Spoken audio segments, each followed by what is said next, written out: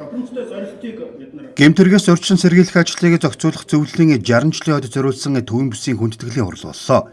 Хүндэтгэлийн хуралд төвийн бүсийн Дархуулал, Сэлэнгэ, Төв аймгийн гэмтэргээс урьдчилан сэргийлэх ажлыг зохицуулах зөвлөлийн дарга гишүүд, ажлын алба, хууль сахиулах байгууллагуудын төлөөлөл, орон нутгийн төр хувийн хвшлийн байгууллагуудын төлөөлөл оролцож байна.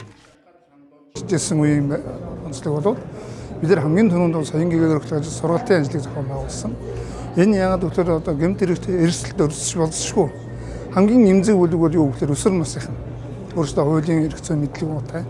Тийм учраас энэ ерөнхий боловсролын сургуулиуд, ихтэй сургуулиудад энэ гэмтэргээс орсон чиг үүрэг бүхий энэ одоо байгууллагуудад одоо өөрсдөө очиж одоо энэ оюутан сурагчид одоо сургалт явуулдаг. Энэ хамгийн чухал ажил арга хэмжээ болсон.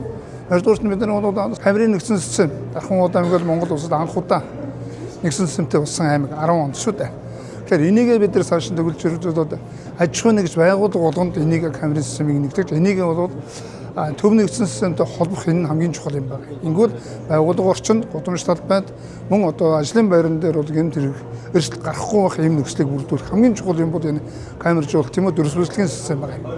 3 дугаарт мэдээж хэрэг аж ахуй нэгж байгууллага болгон өөрийнхөө орчинд болон ажлын байран дээр гэмтэргээс орсон сэргийлэх ажлыг зохицуулах ийм ажлуудыг бид нар гэмтэргээс орсон сэргийлэх зөвлөлд ийм 3 ажил дээр анхаарал хандуулж ирсэн. Бага насны хүүхдийг одоо эсрэг гэмтэргийн гаралтыг бууруулах зорилготой, урьдчилан сэргийлэх зорилготойгоор одоо тодорхой ажлуудыг зохион байгуулсан. За тэр дундаасаа бол 2 ажлыг чухалчилж одоо авч үзвэл хүн бүр хүүхэд хамгаалагч гэдэг хаяныг Монголын хүний эрхийн үндэсний комиссаас өрнүүлснийг одоо манай Дархан сумын иргэдийн төлөөлөгчдийн хурал болоод багийн иргэдийн нийтийн хурлын одоо дараа нарыг уриалаад одоо тухайн аянд нэгдсэн. За энэ аян нь өөрөө захим орчинд маш өндөр хяналттай. За шинэлэг одоо санаа санаачлах арга барилаар хэрэгжүүлсэн гэдэг утгаараа Монголын хэмжээнд одоо өндрөөр үнэлэгдээд Монголын одоо хүний эрхийн үндэсний комиссаас талархал хүлээж авсан байгаа. За мөн одоо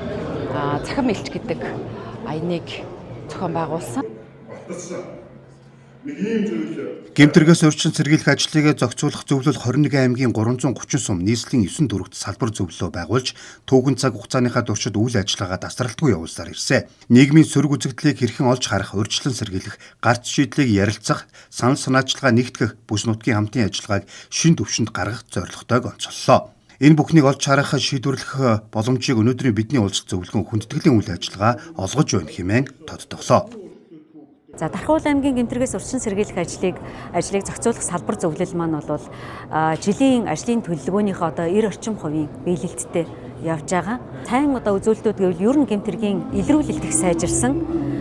Түүнд хэрэглэгдэхүүнээр зөвлөлийн зүгээс санхүүжилт гаргаж шийдвэрлэж өгч байгаа. За дээр нь одоо Дархан хүн амын нягтршил ихтэй, за хөл хөдөлгөөн ихтэй, дамжин өнгөрөх үзэгдэл, төр оршин суугчид ихтэй ийм онцлогтой хотын одоо ийм төвлөрсөн ийм газар. Тэгэхээр ер нь сүүлийн үеийн мэдээг хараад байхад одоо 3 хот дотор 3 автосол гарахад 2 нь гадны дугаартай машин байх жишээ нэ. Ийм үзүүлэлтүүд дүр зургууд харагдаж байна. За тэгээд автозамын дайран өнгөрч байгаа зам, төмөр замын зангилаа дайран өнгөрч байна. За тэгээд төвийн бүсийн бодлого хэрэгжиж засгийн газраас энэ мэтчлийн хөдөлгөөн их байна. За дарханчууд өөрсдөө сэлэнгчүүдээс мал махны хувьд бол 80% хараат. Сэлэнгчүүд одоо төвлөрсөн үйлчилгээ, бусад одоо төрлийн үйлчилгээнүүдээрээ бол Дархан уул аймгаас байнга авдаг ийм харилцаа хамтын ажиллагаатай. Тэгэхээр тусдаа нөгөө бууруулах гэж ажиллаад байх биш. Бид нар нэгдэж нягтарч ажиллах юм бол гэмтэргийн гаралт буурах юм байна гэдэг энэ дүгэлтэнд түрээд өнөөдрийн энэ одоо 3 аймгийн төвийн бүсийн хамтарсан зөвлөгөөнийг зохион байгуулж байгаа юм. Хуралдааны үеэр Дархуул аймгийн үе үеийн эрдэнэлчдийн хурлын дарга гэмтэргээс урьдчилан сэргийлэх ажлыг зохицуулах салбар зөвлөлийн дарга нарт хүндэтгэл үзүүллээ. Аймгийн гэмтэргээс урьдчилан сэргийлэх ажлыг зохицуулах салбар зөвлөлийн даргаар хамгийн олон жил буюу 2000-аас 2012 оны хооронд Дархан хотын хүндэт иргэн гүнчин ажиллаж байсан. Энэ сарын 26-ны өдөр Монгол Улсын ерөнхийлөгчийн зарилгаар Гавьяат багш цолоор шагнагдсан юм а.